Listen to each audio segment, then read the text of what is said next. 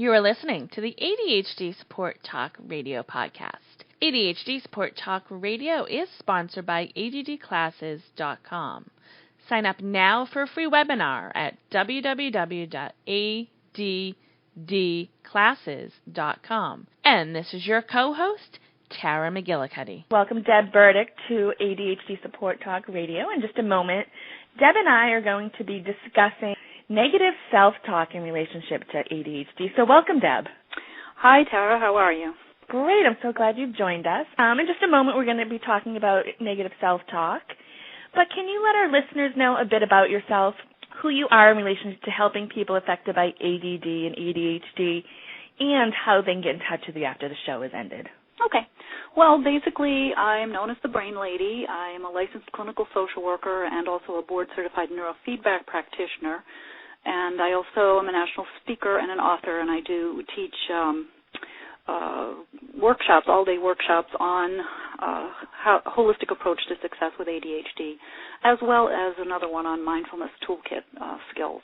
And I have a lot of experience working with ADHD, as my daughter, who is now 27, has ADHD, and, as a parent, you want to learn as much as possible about helping your own child. And I, of course, was married to her dad for 20-some years, and he has ADHD, and my business partner had it, and I've helped hundreds and hundreds and hundreds of adults and children with ADHD and really helped them thrive, combining psychotherapy, mindfulness skills, and neurofeedback to really help retrain the brain and so forth. So I have, I've learned a lot from my own experience with my daughter as well as with my clients. And I've written a few books about ADHD. One is It Really ADHD? Only ADHD? How to Get an Accurate Diagnosis for You or Your Child. One is about ADHD and sleep for kids and adults. ADHD treatment options, how to choose the right options for you and your child, and a home study system for parents to help their kids, a holistic approach to success with ADHD, as well as some CDs. You can find me at www.thebrainlady.com. That's www.thebrainlady.com, and you can contact me through that site, and I'd love to hear from you. Oh, great. I've taken a look at your site a few times. You do have some great resources on it, so definitely I'd recommend the listeners checking it out. Thank you, Deb. So, today we're going to talk about negative self-talk, and I guess probably the most important thing to start with would be, what is negative self-talk? Well, it's sort of that running inner dialogue. It's sort of, we call it that inner critic.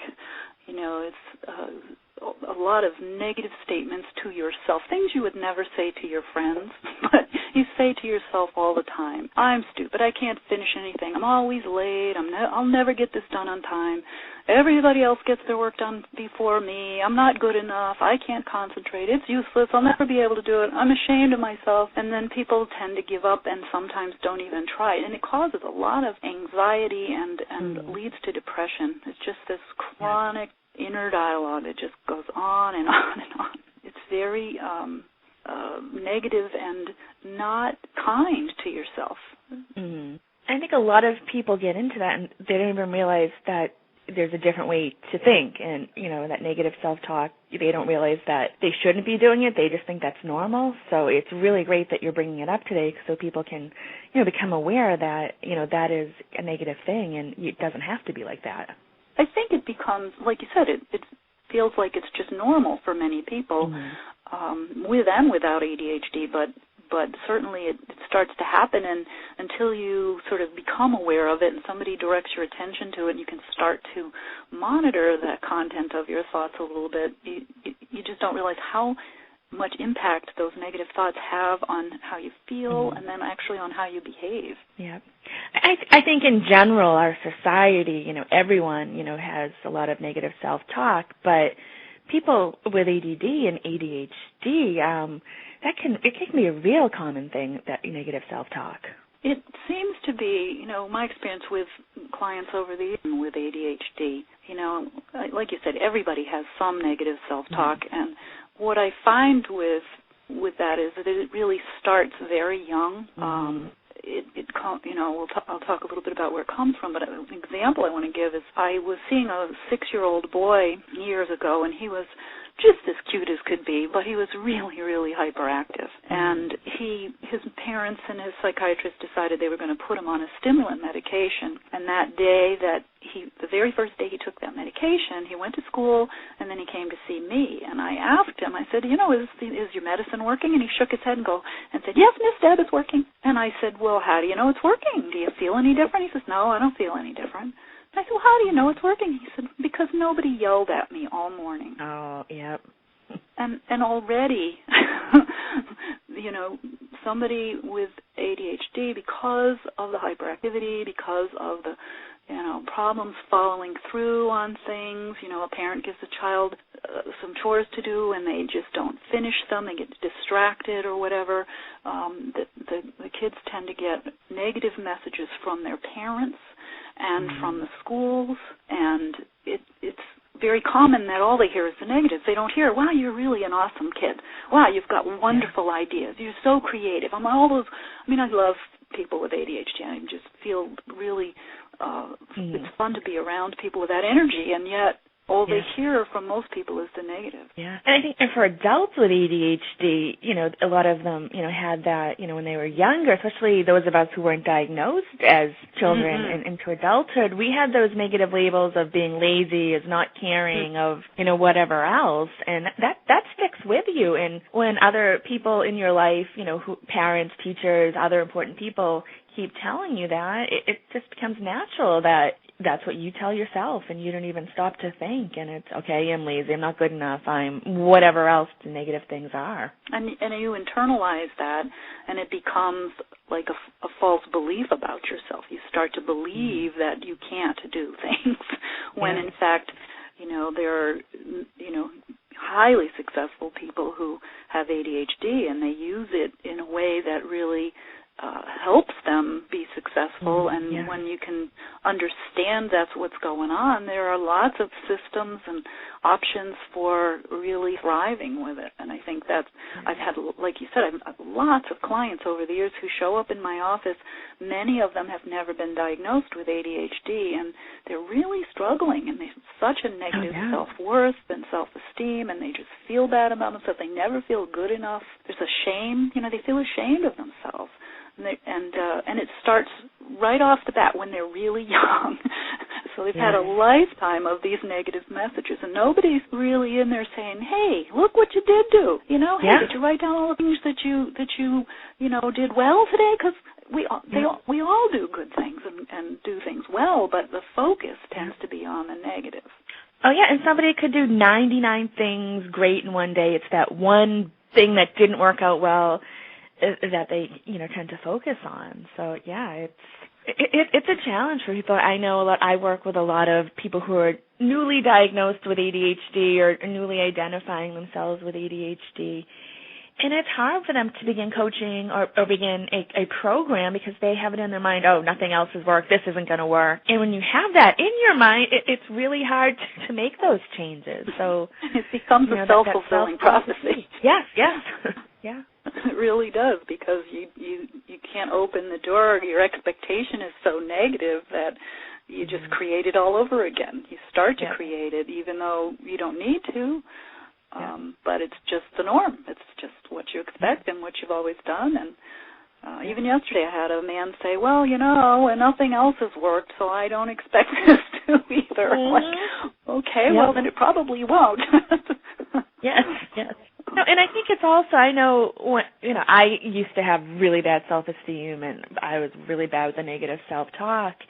And I began, surrounding myself with people who are more positive and who point out the positive things about me. And I got to tell you, to start with, it was really uncomfortable. I was not used to people, praising me and pointing out the positives. And I think that's another thing, too. When you've gone 30, 40, 50, 60 years just focusing on the negatives and being around people that point out the negatives, it's awkward when people start focusing on the positives. But luckily, people begin to change, and they can begin to focus more on the positives and, change that negative self-talk into positive self-talk, or have less negative self-talk. than they used right. to. It's not realistic to think that you would have none, but I find that people that have, a lifetime of negative self-talk, when you tell them something, good about themselves or something you've noticed that they do well, sometimes they don't believe it. It's a shift in their whole way of thinking and their beliefs about themselves and the world, and they're like, as soon as you tell them, well, look at that, you got here on time, that tells me something good about your ability to manage your time and schedule it and organize your day and so forth and so on, and they'll go, yeah, but there's always a yes, but, and they'll tell you what they didn't do, and they're like, whoa, let's focus on celebrating the things that you did do to create more of those. Now, I know. Sorry. Go ahead. Now, what about like negative thoughts, ants? We had discussed that term earlier, or you brought that up. What are those? I'm familiar with the term, but for people who may not be, what are those ants? Ants are automatic negative thoughts, and the acronym ANTS stands for Automatic Negative Thoughts, and that came from Daniel Amen's book, Change Your Brain, Change Your Life, and he categorized the different types of automatic negative thoughts into different species. There's quite a few of them in his book, and then he talks about strategies for exterminating or killing the ants, which is, very healthy ways to start to just notice that you're having negative thoughts and to be able to say, okay, well, it's this kind of negative thought. I find this very helpful for my clients to just start to increase their awareness of their negative thinking and then put the different types of thoughts into these little species, and then once they start to be able to do that, they can, I'll tell you, whenever I give them the list of the species, they go, oh, yeah, I do that, yep, I do that. It's like they can really identify with them. I'm really good at that. I said, see, you're really good at this.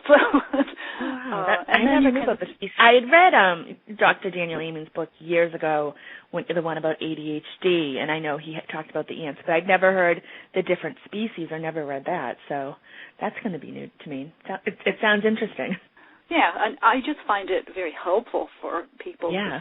It gives you a framework for starting to identify how you're beating yourself up. Yeah. How are you doing this to yourself? I mean, one of the species is this all or nothing thinking. You view everything as entirely good or entirely bad. So if you don't do something perfectly, you've failed. Even though you did 90%, like you said before, 90% of it, you did fine. But one little thing, you mixed up or you didn't get it done as soon as you wanted it to or something. And so that's the only thing you focus on. It's all or nothing. I was late, instead of saying sometimes I'm late, but I'm learning to manage my time better and I have an alarm on my phone and whatnot, you say, I'm always late. I'm never on time. I'm always late. It's all or nothing instead of realizing, well, I'm on time sometimes, and that shifting to that feels better, finding a thought that feels better. That is very common for people with ADD and ADHD, that, all or nothing, black and white, perfectionism issues, and a lot of people don't even realize they have that. So I think just that in itself, identifying that species, can really be helpful. It is, and it's similar to this always never thinking. You see one single negative event as part of a pattern. You forgot to pay your bills, but, in your mind, you always forget to pay your bills. Well, no, I pay my bills on time most of the time, but occasionally I'm late, but it's this, again, that black and white, it's one extreme to the other. You can't see the parts that are good. You just never focus on the good parts. You always tend to that's another type of ant, is focusing on the negative. You only see the negative aspects of any experience. And my experience in life is there's always something positive, even if it's a horrible experience. There's always something in there, if you look hard enough, that was good or that came out of it or that you learned from it or something, that you can find the negative somehow. I mean, that you can find the positive somehow. Yes. and there's the should statements. We talk about shoulding on yourself, but yep. focusing on things, on how things should be, and you end up severely criticizing yourself, and then sometimes you feel resentful to yourself and others because it should be this way, it shouldn't be that way, it should be another way. You should have done this for me, and making that claim, and it's not productive, and it just always feels bad. Also, another thing that happens with folks with ADHD oftentimes is the ant is called personalizing, that you take everything personally. No matter what it is, you think it was because of something you did wrong, or whatever somebody says, you think it's they're criticizing you, when the majority of the time they're not even talking about you, or it's not about you, it's about them. And that's a shift to really be able to realize that, it's really not usually about me. It's really about, what's going on for them. And that's a very helpful shift when people can start to see that. Feels better. And a couple of others is fortune telling.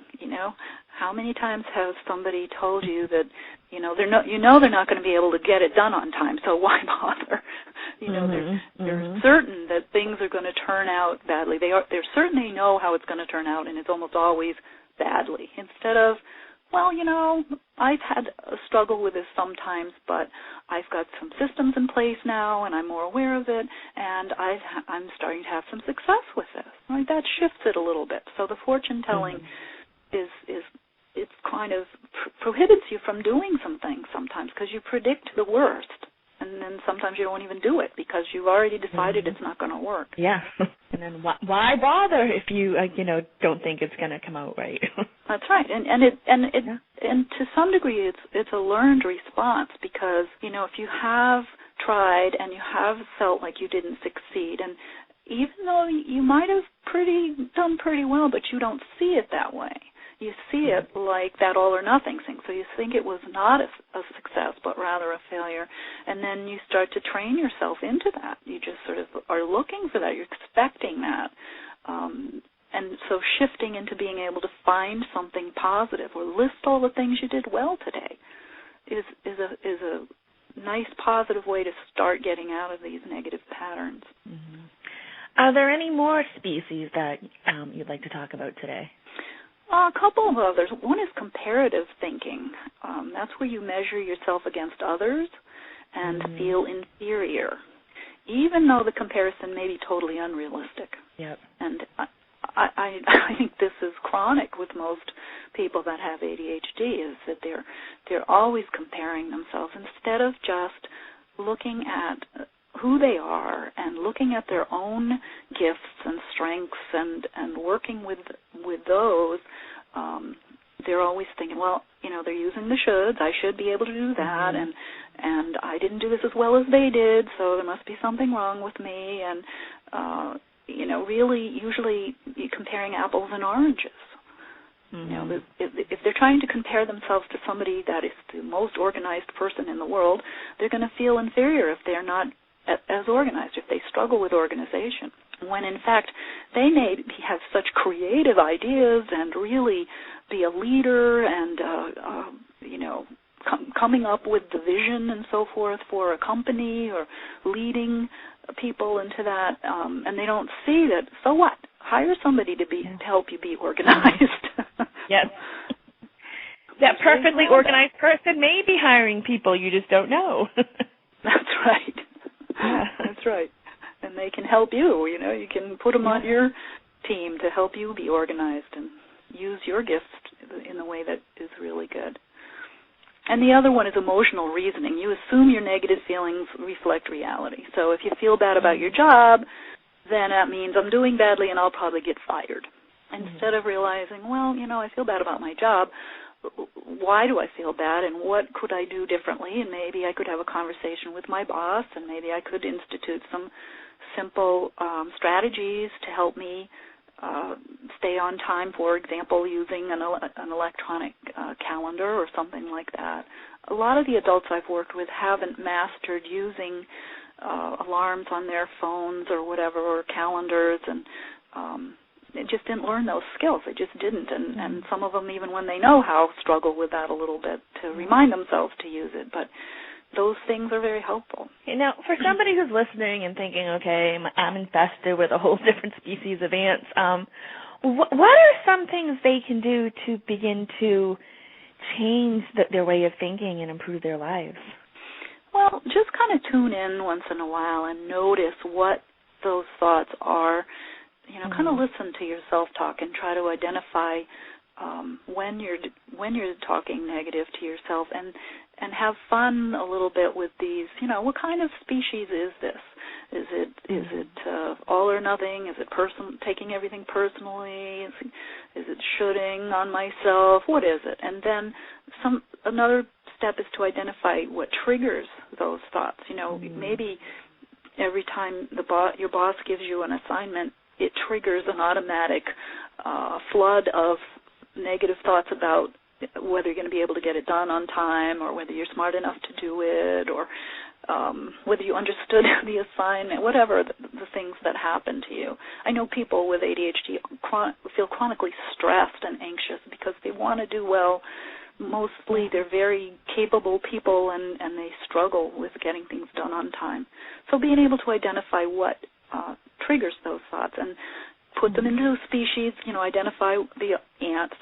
And then I think the next, the big piece is translating the negative thought to a thought that feels better.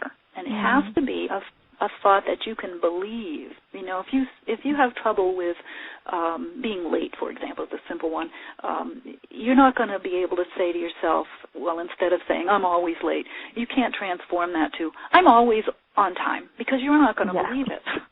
But you could say, I do struggle with being on time, and I realize I do, and so I'm learning to use my alarm to get me where I need to be on time. That feels better, right? It already feels better. Even though I'm behind schedule today, I know I've been able to pace myself and catch up, and I'll do what I need to do to get the important things done. Or, I'm getting better at using systems to keep me on time. So finding a thought that feels better.